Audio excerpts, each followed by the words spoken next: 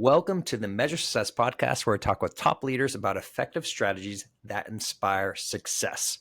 This particular episode is brought to you by 40 Accounting. 40 Accounting provides small business bookkeeping as well as financial planning analysis and taxes. If you need help with that, please go to 40accounting.com. Very excited to have our guest with us, Jason Sherwood. Jason, this is actually part 2 of this particular episode. We focused last time. If you have not listened to it, I encourage you to go back to it, where we talked about branding for big companies, Big Co. Today, we're going to put our focus into branding for small companies and startups. If this is not something that you're familiar with, or you feel like you need to do better, Jason is the expert for you. Jason Sherwood is the founder and creative director of Phase 23, a branding and design studio specializing in strategic brand development, interactive design, and packaging. With extensive experience working with global brands and startups, he empowers courageous companies, I love that adjective there, to grow and connect through bold, impactful design. Jason, welcome to our sequel to our first podcast. Oh, thanks so much, Carl. I loved our first one. I'm excited to be back. It's going to be fantastic. I love startups, near and dear to my heart, and it's one of the reasons I love working with startups. Okay, so we will take just a short departure. We talk, you know how I think. I'm like all over the board sometimes, but this is going to be a fun all over the board.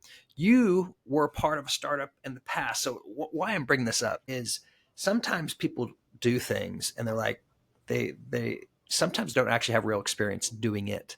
But you yourself have been an entrepreneur and you were part of a company that had to develop its own branding and own experience. And you were, of course, a part of that. You co-founded another company beforehand. Curious for you, what did you learn, even though this is your background, your expertise, what did you learn when you went in it for yourself?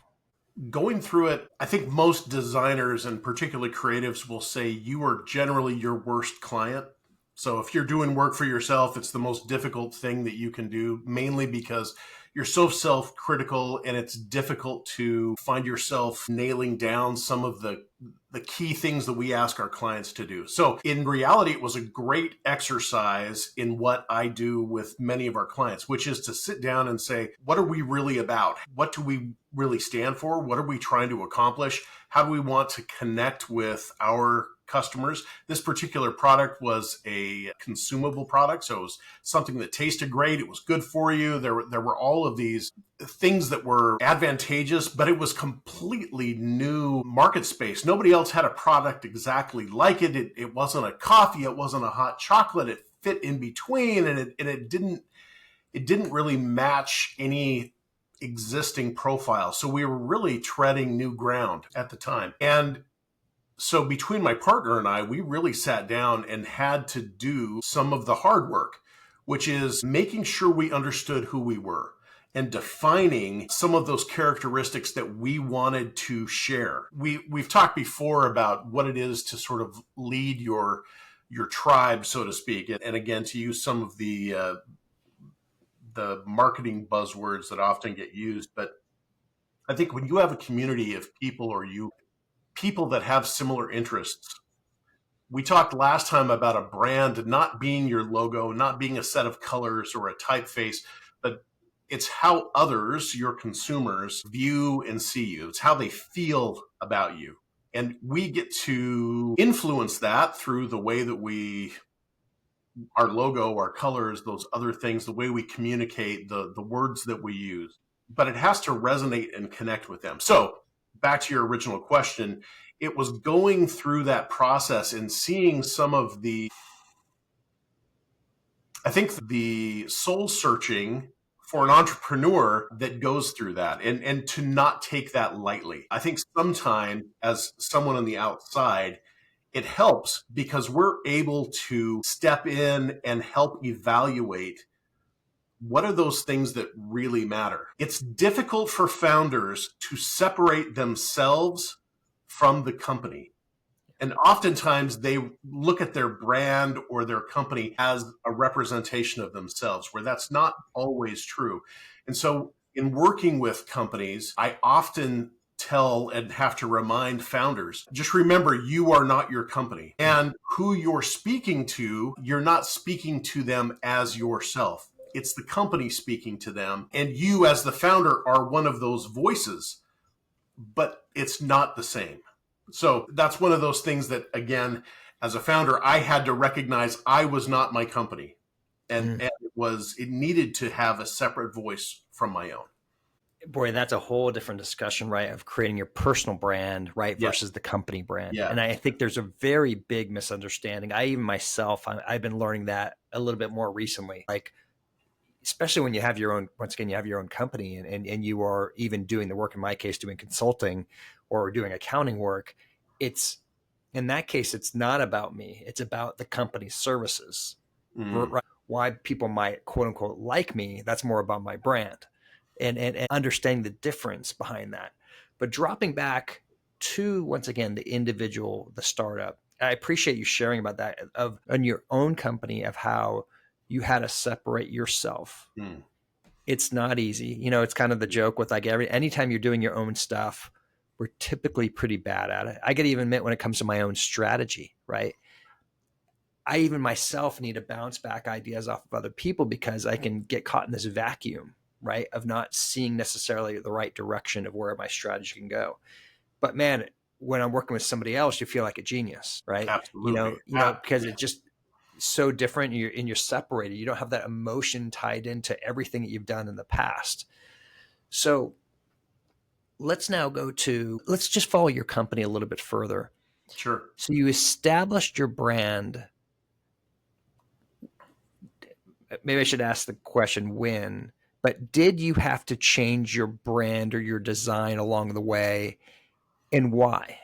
That's a good question. The short answer is no. And I will say again, let me tie this to a larger conversation about startups as a whole. For us, because brand was what I did before my company, founders, I will say scrappy founders like we were self-funded. The two of us, my partner is the one that had the really brilliant idea of how to approach this product to do it. He brought me in as somebody with the expertise in how to sort of create the brand, market it, and to help run that company. We ended up, each of us, but me in particular, wearing a lot of hats. And I think when you are that scrappy and maybe that ambitious, you take on hats that maybe you ought not to wear, right?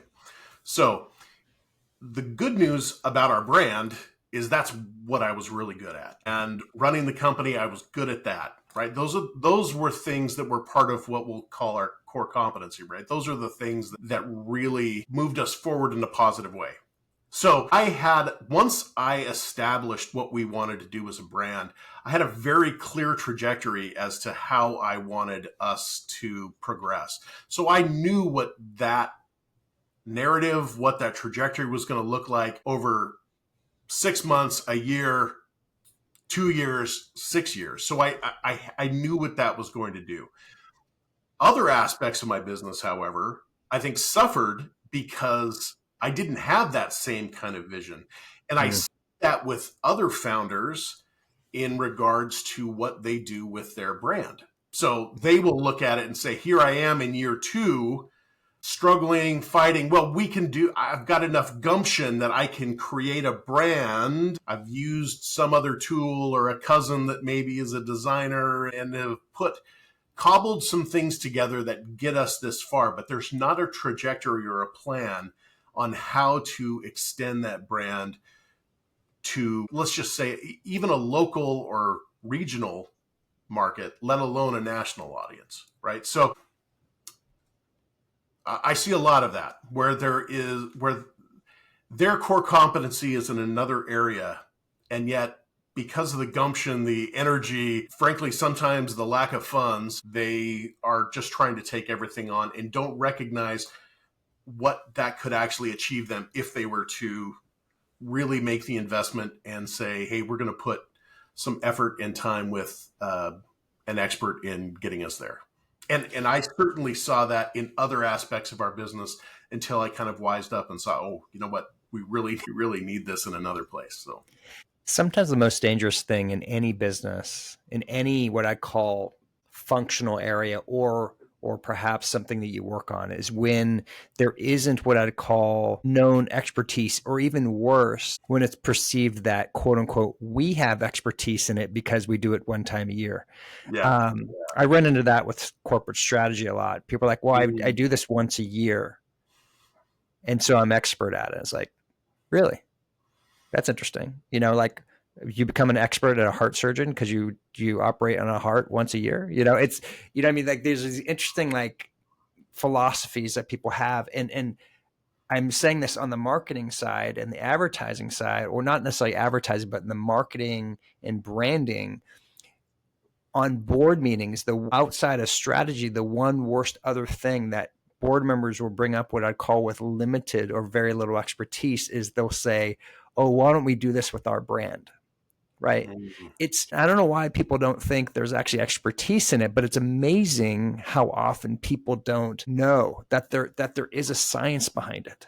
Right. There's real data and education, which makes us different. This isn't just coming up with a logo, and just because we put in a logo in ChatGPT now doesn't make us a great branding person, right? So let's now talk into that. We get the opportunity. You and I, Jason, we're working together, and we don't work together directly, but I'm just saying an example.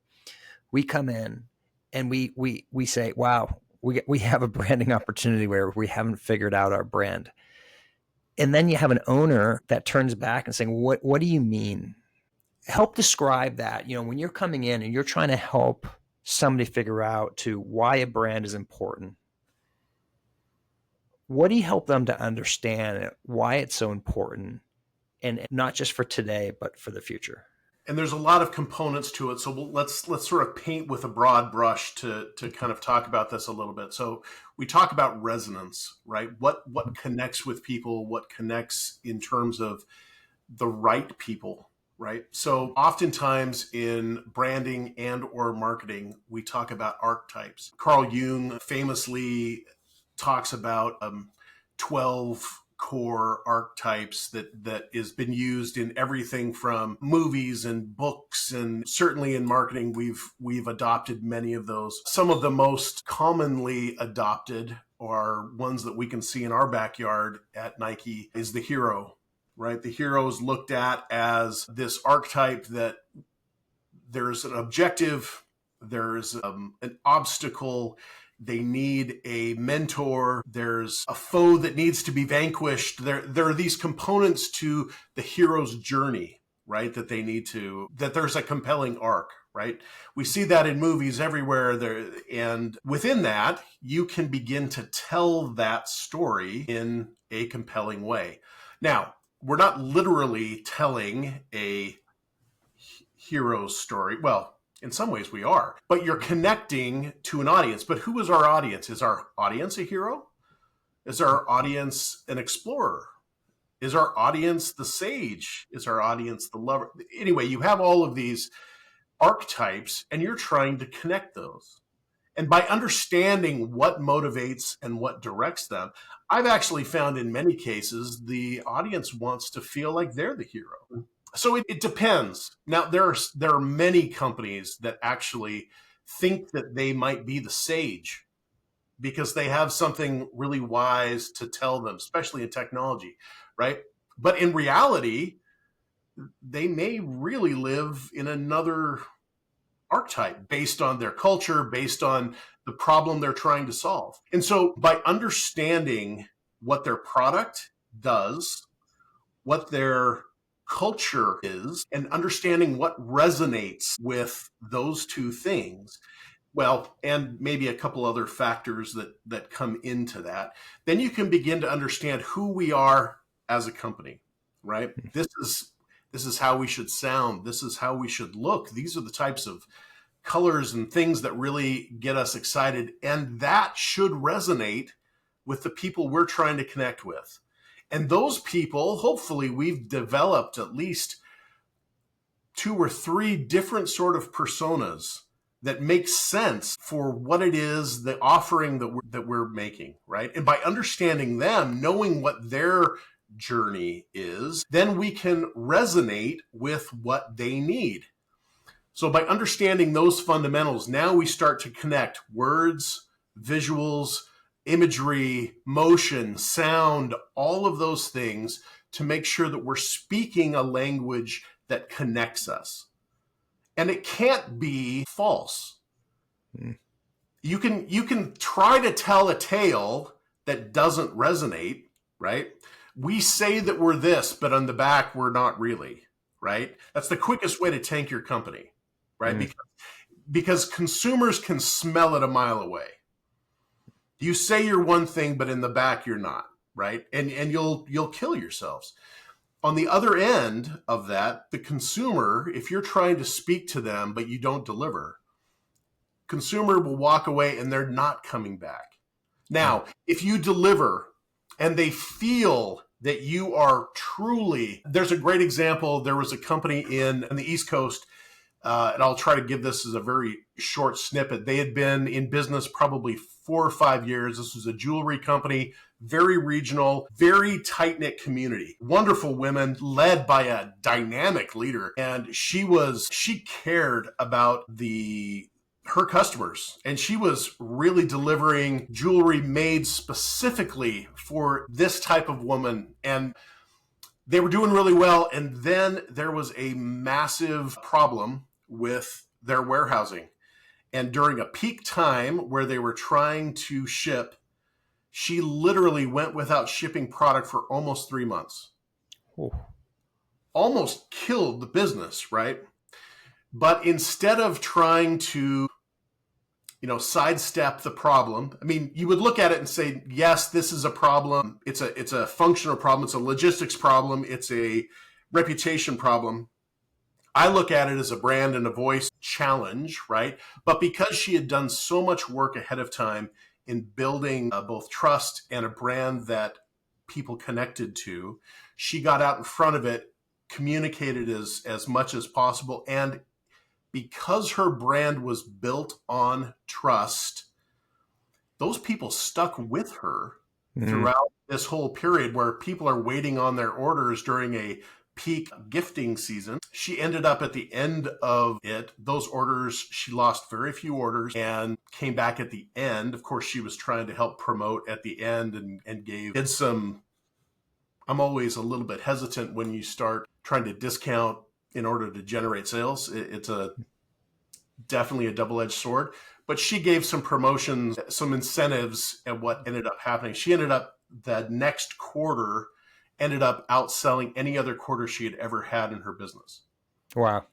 And so again, the only reason she was able to do that, it wasn't only a brand piece, but I look at brand as being not just the visuals, but it's the way that your reputation and your voice connects to your consumers. And her consumers were very loyal because of the resonance that she had with those consumers. One of my clients obviously has been Nike and Brand Jordan. Why do people have giant back piece tattoos of the Jumpman logo on their back? I mean, we're talking hours and hours and hours under the needle for this giant Jumpman tattoo that's not coming off, right? I mean, that baby's on there for life. That's a resonance that is different, right? And it's not just because of a particular pair of shoes. There is an ethos and a sense of connection that the brand means that is more than just one player and more than just a pair of shoes or a t-shirt. It means more to them than just those elements that they're purchasing. There is a few pieces there in the end that I think were really powerful. Once again, if you were to come in and you had 60 seconds to sell somebody and why they need to have a brand, especially as a new company, what would you tell them? I would tell them that it is the way for them to start the foundation of building growth, because it is the resonance of an audience that are going to not only be single time purchasers, whether it's product or service, but it's going to be those repeat customers that are then going to, by word of mouth, which is far more powerful than any sort of advertising or marketing that you could do, that are going to generate what becomes the foundation of your sales moving forward. for our company, when we began that fundamental piece, when people saw our brand and saw, wow, these guys are a real company. And really, we were, 5 people in a small warehouse doing our own logistics, doing everything else. But they said, wow, this product not only tastes great, but it feels great. That it conveyed all of the things that we said it was. And it was part ritual. It was part richness in the flavor. It did all of the things that we said it did. And because of that, they came back and they came back and they came back and they told their friends. And now this tiny little company was able to grow. And then we ended up on the Dr. Oz show. And then we ended up in the Wall Street Journal. And then all of a sudden you have, these things begin to grow. And we weren't really ready for that kind of growth, but we got ready really quick. Yeah. It's what's so fascinating though about it is like, because when you were describing this, even though you may mention a time or two, you didn't talk about logo. Yeah. You didn't talk about color. I mean, you kind of did once or twice, but that's where I think a lot of times think of what they think what branding is. Mm-hmm. Right? They put it into something that I'm going to buy. Right? I'm going to pay for a logo design, and I'm going to pay for a color of something. But what you were driving towards was something far deeper. It's how ultimately we're connecting with our clients. And it's a combination of all of those things, right? So the logo, depending on what you're trying to communicate, if it's, let's say we're trying to communicate a luxury type of product, that logo needs to reflect that luxury, that needs to make sure that the typography that we're using, again, supports that. The colors that we're using reflect that. The materials in the packaging create an experience that when I'm opening it, I feel that it's worth the price that I'm paying, that I've got it. In the ritual in our product that I'm taking out, do I get the aroma that I need to feel? When I'm making the product, do I feel that it's something different and special, right? Those are all little components. In the packaging that we created for that particular company, we would put little messages in different places on the packaging, unexpected places that you would see. We had a little cup at a place that said hug in a mug, so that people would find it and they would go, that's kind of neat. Oh, there was a little unexpected twist, something extra that they would feel that it didn't take much, but they would feel connected to the brand in a way that was more than just, they're buying a logo, right? The way that we used particular phrases and words that then became part of their vernacular, right? It wasn't just, marketing speak, but it became part of the words that they used as they talked about their experience. Those are the things that you want to make sure all of those things resonate. So it's, to your point, it's not just a commodity. Hey, I just bought a logo, Oh, hey, we're using that typeface. Hey, guess what? Good news. It's free from Google Fonts. It might be, right? Because that gives us flexibility across a large company. Or it may be a bespoke font that is unique and gives us a feeling that does something that connects us to our audience. So it could be any of those. So if you were to measure success versus a company who has, especially a small startup company, mm-hmm.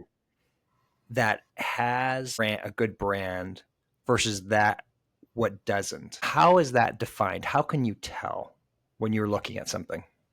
You want to find a sense of consistency, both in the visuals that they're presenting and the voice. I would also say a key part of that is the strategy and how it's being used. There should be a strategy in how this is put out, rather than just a sense of, hey, we've got our new logo, we've got our color, so we're just slapping that on everything that we get. Hey, put the new logo on that. There should be a strategy and a plan there's the creation of the brand elements, and then there is the implementation of the brand.